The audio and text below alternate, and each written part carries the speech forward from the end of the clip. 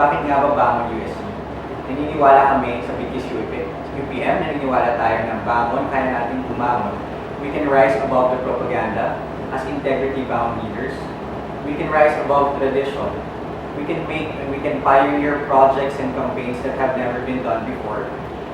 We can rise to answer the needs and the call of the students and the people, as exemplified by the campaigns that we have launched this year in the USC and outside the USC. So for example, ANDRES, Anticipated Disaster Relief Efforts. And outside the USC, we have led the Uphold RH campaign. We have started to develop a mental health program for the doctors of Ward 7 and PGH.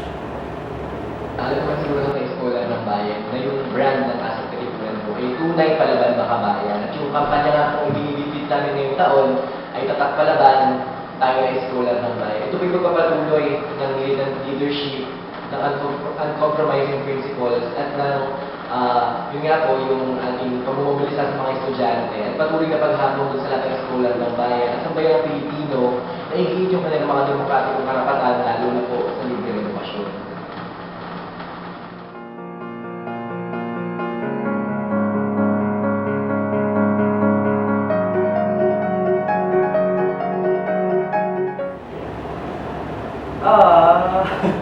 Marami naman ata ang gwapo sa UP Manila.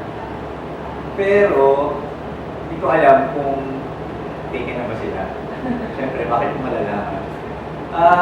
Pero sige, pwede kayang magpa-project yung USC na. Para, siyempre, alam naman natin hindi lang may itsura yung mga UP Manila students. So, matalino din yan. So, siguro, hindi yun pala questionable. Kasi yun nga, matalino na, taga-UP pa, tapos gwapo pa. So, that answers it.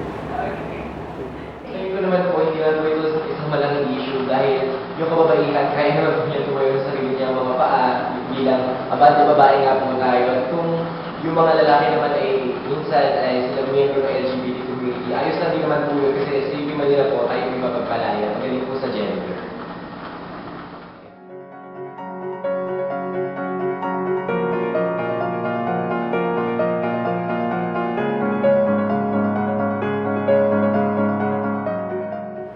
The GAP concessionaires, to give a background, the Office of the Vice Chancellor for Administration gave a 1-month notice of a termination to our GAP concessionaires.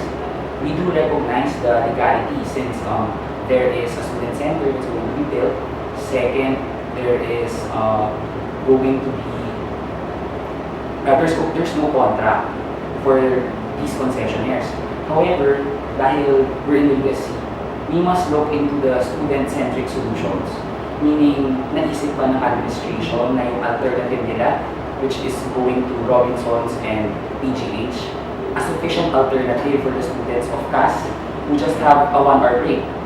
So, I personally am willing to work with this administration to produce food fairs so that we just have a temporary solution. But at the same time, the long-term solution would be to ask for the timeline for the said student center. Because hindi naman tayo assured na by the time we come back in August, there's going to be a canteen. So, paano naman yung mga estudyante natin doon? And at the same time, kawawa rin yung concessionaires, nawalan sila na source of income which they have been dependent for the longest time. So, we recognize the importance of having a cafeteria inside the university to provide healthy and affordable meals to our scholars ng bayan. Yung nangyari po sa CAF concessionaires natin ay hindi hiwalay sa mga nangyari sa iba pang mga concessionaires natin inside the university. Una po sa lahat, ito po ay usapin ng consultation na hindi naganap sa ating mga students as ating mga concessionaires. In fact po, student leaders, especially from the College of Arts and Sciences Student Council, have asserted to have a dialogue with our administration para po ipaglaban yung karapatan ng mga scholar ng bayan, para ipaglaban yung karapatan ng mga GAP concessionaires. Pero kahit may mga alternatives tayo ibinigay, katulad po ng paglilipat dito sa CAS squad or sa GAB booth, ay hindi ito ibinigay ng ating administration. Yung nangyari po noong February 27, kung saan po ang ating mga scholar ng bayan ay patuloy na tumindig, patuloy na pinaglaban ng karapatan nila doon sa GAB dito. At syempre, pinaglaban po nila yung karapatan ng ating GAB concessionaires sa isang manifestation demonstration ng pagiging united ng ating mga scholar ng bayan. Hindi lang po ating mga scholar ng bayan from College of Arts and Sciences yung pumunta, but from different colleges to have a dialogue with our administration. At bagamat po natanggal na yung ating GABCAM, ay nailantad po talaga ng administration ay hindi po tinugulan agad yung pangangailangan ng mga scholar ng bayan. Pero dahil po dito ay napababa po natin si Vice Chancellor Rapenya at actually po ay pupunta pa yung ating Vice President sa ating ng UP, ng buong UP system upang kausapin yung mga student leaders. At syempre po, asahan po natin na patuloy na ipaglalaban ng ating mga student leaders na ibalik yung ating mga GABCAM concessionaires at yung karapatan ng mga scholar ng bayan sa healthy and affordable means.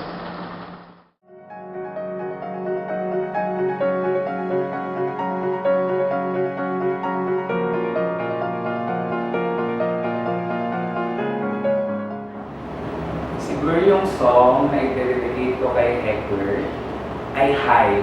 It's my favorite song from the Speaks.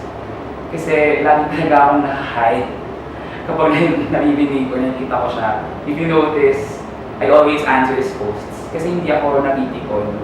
Parang it's more of, for me, amusement. It's a way for the students to reach their candidates. So yun, hi for you. Siguro i-delegate ko na lang kay UP Manila Heckler ay yung bulletproof. Kasi sabi nga UP Manila Heckler, wala daw siya makita ang black prop sa akin. Pero ayun, bilang estudyante, naniniwala po ako bulletproof kasi kasama ko yung mga scholar ng bayan na tumitigil. Kasama ko po silang lumalaban para sa ating mga karapatan. Kaya po, dahil po kasama ko